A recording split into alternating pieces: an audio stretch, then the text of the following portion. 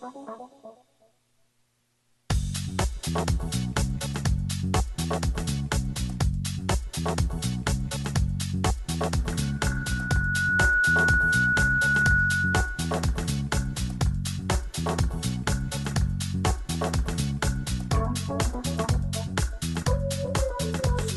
live on WChatCRadio.org from High Tech High School, Norfolk, New Jersey. It's the NOMADS Show. I'm your announcer, Kevin Pinkay, and now your host, Ahmed Awadallah. Good afternoon. I'm your host, Ahmed Awadallah, and with me today is Kevin Pinkay, Mr. Placino, and behind the glass is Katie Mayer. Today's topics are Cam Newton car accident, superstar athletes, or in any sport really, wearing the I Can't Breathe t-shirts, John Wall breaks down crying, and we're going to tell you why, and in general, a couple of NBA discussions. So, Kevin, about Cam Newton, what happened to cause him to get in a car accident? So basically, he got into a car accident, a two-car crash accident, Tuesday involving him and another driver near the team stadium in Charlotte. Police said the Charlotte Mecklenburg Police Department said Newton was traveling at the posted speed of 35 miles per hour when the other driver pulled out in front of him. I remember when I first heard the news. I didn't think it was going to be as severe as what just happened. And supposedly he suffered 2 fractures in his lower back, the same injury that Tony Romo had around 4 weeks ago. Yeah. And, Romo missed 1 game for the injury. The crazy thing is that they were actually considering leaving Romo in. They actually left Romo in the game. Mm-hmm. And then the week after, when he still had the injury, they were considering about putting him in the game again. But, they decided, it's better for his safety. And Derek Anderson will get the call instead for Cam Newton. He's going to be starting for Carolina Panthers, who will play, I believe it is the Tampa Bay Buccaneers. I'm not. Yeah. Is he going to be out all season, or you don't know? I believe it. The hospital wasn't really sure with how intense this injury was, but yeah. I'm pretty sure he'll come back. Tony Romo, it took him 2 weeks to recover. Yeah, and he's a lot younger than Romo, so hopefully he can come back soon and help his team. The Panthers actually still have a chance to make it to the playoffs. They're 5-7, 5-10, so somewhere around there. And first in the NFC South is actually the Saints. The Saints are first, and they're ahead by 1 game. So it's a game away for them. Yeah, so they still have a chance. But this is obviously going to hurt them, him being the starting quarterback. Because, he is a playmaker. He is the leader of the team, basically. Yeah. All right, next we're going to be talking about the sports world's reaction to Mike Brown. Do you want to share anything about certain athletes that wore I Can't Breathe t-shirts? So, we all know that LeBron James wore the infamous I Can't Breathe t-shirt. Yeah. Which he was quoting Eric Garner, mm-hmm. who when he he had the chokehold, he was telling the police officer, I can't breathe. Yeah. And, a few stars were actually wearing the shirt. We have LeBron James, we have Derrick Rose, we even have football players actually participating in this movement, such as Reggie Bush and Cleveland Browns cornerback Johnson Bedemosi. They were all supporting him. I heard the NBA commissioner said it was all right for them to speak out as long as they wear their formal practice shooting jerseys. Yeah, a lot of people were wondering if the NBA was going to actually fine these players for wearing these shirts, but he said he's not going to fine them. They have freedom of speech. They could say what they want. And this is huge. It's showing kids and other people around the world how they personally feel. They don't need to do this. They're just doing it because they choose to. Exactly. The athletes have a heart too. They're not just professionals that worry about themselves. Yeah. They're in, the social media. They know what goes around the world. And, they're in support of this, and I support them too. Yeah, totally. And they know a lot of people look up to them, especially superstars, Derrick Rose, LeBron James, Kyrie.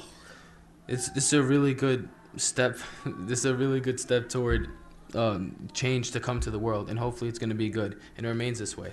Yeah. Let me ask you a question, Mr. P. Do you think athletes should use their forum, their games, to promote social injustices or social concerns? I feel like it's each player's choice. They have their own voice to be heard, and if they choose to speak out about a certain situation that has occurred in the world, I feel like they have the right to. The thing is, each sport has their own, criteria for wearing, certain uniforms. I know in the NFL, I believe it was Brandon Marshall.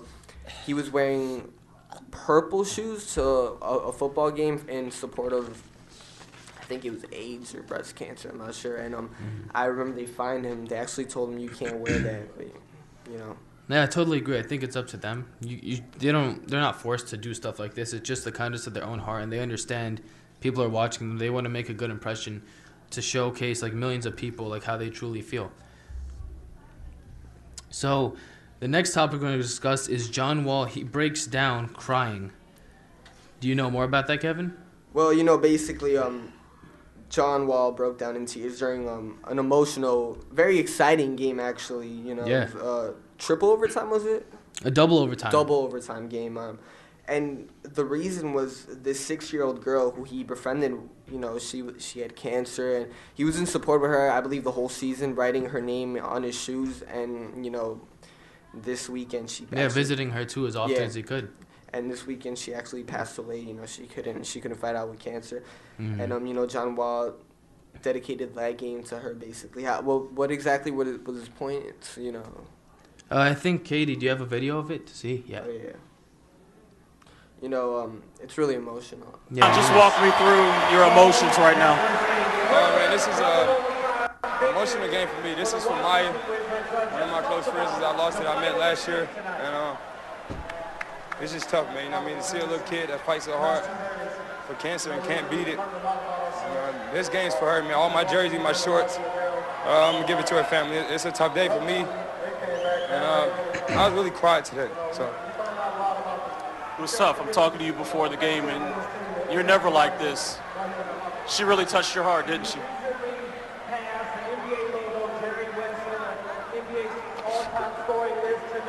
Buck, obviously, John's very emotional, guys. We'll send it back to And you. there you go, you know, very emotional game. He played with his heart out there. John Wall, victorious tonight. You It's know, just amazing to show how he like feels for someone that yeah. passed away, unfortunately, due to breast cancer. Yeah. I believe he scored the game winner, was it? He And scored then the final 10 he points for his scored the team to final lead them 10 to the points, victory. And I think it was a career record in assists. Yeah, in he had an points. assist. Yeah, an assist, That was like 17 assists. arguably maybe the best game of his career right there. Best game of his career. And he dedicated, and another kind thing that he did, he said the jersey he was wearing, the short shoes, he was going to give to the family of the girl Maya. Yeah. So that was really generous of him. Very. All right, next, let's discuss some general NBA topics. Let's start with Kevin Durant and Westbrook. They're back for the Oklahoma City Thunder. Since they're back, do you see them potentially making the playoffs? I honestly do. I think, you know, they were missing that burst of offense that Westbrook and Durant provide. I feel like they're going to definitely make it to the playoffs. You know, probably 6th seed. You know, they had a bad start, Yeah, first definitely. 20 games. But, you know, Kevin Durant and Russell Westbrook are a dynamic duo. And, you know, I feel like they're going to be able to, you know, overachieve. What's their record now? Right now, the OKC Thunder are 8-13. I think they have a good shot Yeah. making it. But, you know, the West is some of the records with the Western teams are unbelievable. 18-2, 15-4. Yeah. So, you know, I don't know. But if they were in the East, they'd have no problem at all. But they are in the Western Division, so that may be difficult. Yeah, it's going to be tough, but I personally think they could. Just because of the star talent they have in Kevin Durant and Russell Westbrook, I think it should be no problem. They might struggle because Kevin Durant is obviously still rusty coming back. He's on a minute restriction, about 30 a game. So they're just watching out and making sure he doesn't get injured. Mm-hmm. All right, next, let's talk about the New York Knicks. Oh, do we have to? Yeah, we have to. I watched the game yesterday. You know, I was It's disappointed. pitiful. Disappointed. Their defense. They didn't play in the don't- fourth period at all. Exactly. Amari Stoudemire, you know, stepped his game up, Yeah. you know, the last quarter. He's I the only agree. good thing you could actually say this year. Basically, He's been Carmelo Anthony was, you know, quiet the whole Yeah. game. Yeah, only 6 of 11 shooting. That's really good shooting numbers, but he needs to do more for the team when they really need him down the Yeah. stretch. Well, I mean, 2 years ago, he basically brought them to the playoffs, and if they want to make it to the playoffs again, he's gonna have to step up the game, star player. Yeah. I read something very interesting just on the internet. Carmelo Anthony is ranked last for defensive prowess for small forwards. Last of all defensive, of all forwards, he's the last least effective defensive player. It's crazy. You know, I was actually observing their game yesterday, and what I noticed is that they don't really fight off the pick. They go under screens a lot to give the guy the open exactly. shot, and Right. like 9 times out of 10, the guy's gonna make that shot. And they put double coverage in situations that are not needed. That's what I don't understand. Like, They don't get Yeah. offensive. and they leave one man always open. They always leave him open, and it's usually a 3-point specialist or Yeah. one that drives to the hoop, and Mhm. that's Yeah. where all their points come from. Yeah, No like yesterday, offensive Evans, rebound. he just No went off offensive. yesterday. It was insane. No And- offensive rebounds. No- Yeah, nothing. They don't go to the foul line that much. As you said, the teams get all kinds of points in the paint. Exactly. The The triangle offense supposedly, that was a new generation here, Yeah. but I Yeah. don't see it. I actually do not see. All I see is them shooting 3-pointers when they're open. Amari Stoudemire to me is like the only hope Guy they that will have. go Yeah, inside. the only guy. And some people might blame it on Derek Fisher, but I honestly don't think it's his fault. I think it's the players. They have to put more effort into the Yeah. game. Step it up. And if you notice, Fisher is still playing a lot of people some minutes. He's still looking for a certain amount of people to. He's trying to cut down his roster. He's playing like 10, 12 people a game. He needs to limit it to like 8 people. He's still trying to figure that out. He doesn't. I feel like he doesn't have a starting five. Yeah. The chemistry that. It's all about chemistry at the end. One of the teams with the arguably best chemistry in the NBA, are the Grizzlies. Some say Yeah. that they don't have star players, but their chemistry is so well put together that Mhm. they beat any star player team. And their defense. Their defense, That's something that the exactly. It all Knicks starts at don't play defense. whatsoever. Exactly. And Tim Hardaway Jr. Second year in the NBA, great player, but Struggling it's all- this year. Exactly. I think he just lost to the triangle offense. In time, I think it'll come. But as of right now, he just needs to focus on defense. Everyone needs to. Now, let's talk about the Charlotte Hornets' problems. Now, as you could tell, as of right now, they're out of the playoffs spot, which is weird. They're in the East. They're 5-15. Why do you think they're 5-15? So there's no way for them to make the playoffs, or is there? They're only about 6 games out of the playoff spot in the East. That's not too bad, but they shouldn't be losing this many games with the talent they have. Kemba Walker, Al Jefferson, and now Lance Stevenson. Lance Stevenson. He's been shooting pretty bad, but everything else he's doing great. I heard they were going to trade him. Everyone's up for trade, I heard, except Kemba Walker and Al Jefferson. Everyone is the Bobcat general manager, and the owner is willing to trade anyone to make the team better because he knows they're not this bad. They're really good. They are a good team. Yeah, it's just sad to see what's transpired throughout the season for them.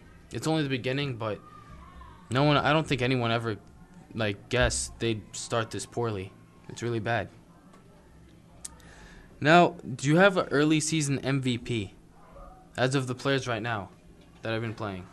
Most valuable player? Well, I honestly think Anthony Davis. I mean, he's been basically doing everything. Stephen Curry from the Warriors. Stephen Curry? Stephen Curry, yeah. Stephen Curry is an amazing player, but I feel like Anthony Davis is the one that's been leading the whole team. I mean, what's their record right now, the Pelicans? They're actually doing pretty good right now. They're 10-10. That's 500, but people want to see improvement every year from the team, and now this is this is a better start than last year. Last year they started off pretty terrible, but I personally think if it's not Anthony Davis, you have to throw 2 other names in there: Marc Gasol and DeMarcus Cousins. I think they're easily early decision MVP candidates, without a doubt. Just the Sacramento Kings are at 11-11, and usually they have a losing record. They're neutral right now, and this is without DeMarcus for the past couple games. He's out with a viral infection. And the Memphis Grizzlies are 17-4, second on the West. Marc Gasol's been playing out of his mind. I read a stat. He's only scored 30 points last year. This year he's already done it 4 times. So that's huge. He's getting better offensively. In the offseason, he lost weight to improve his game, and I think he's just showcasing it. Zach Randolph as well, helping out. Yeah. And now let's end the show with this question. Will Derrick Rose ever be back to the MVP caliber player he once was? I mean, he has too many injuries. I feel like he'll get close to that one point, but, there's always you're never gonna, once you injure yourself, you're never gonna make it back. So Yeah, especially mentally. I think it was really tough. Right now, I'm still gonna trust and believe that he might have a chance, but he needs to stop shooting too many threes. I'm okay with it as of right now though, because I think mentally he's still not he didn't overcome the injuries how they happened, so he's a little timid to drive in the paint. But as time goes, I think he might be back to averaging maybe 20 points, 7, 8 assists around there, 4 Bs. So I think in time it'll easily come back to him. Yeah, definitely. All right, thank you for watching, and thanks to our panel, Kevin Pinkay, Mr. Placino. Thank you to Katie for working behind the board. I'm Ahmed Awadallah, and this is the Nomads show on WHITradio.org. Thanks for watching the Nomads. Tune into WHIT Radio's YouTube page and Twitter for more shows. Have a good day.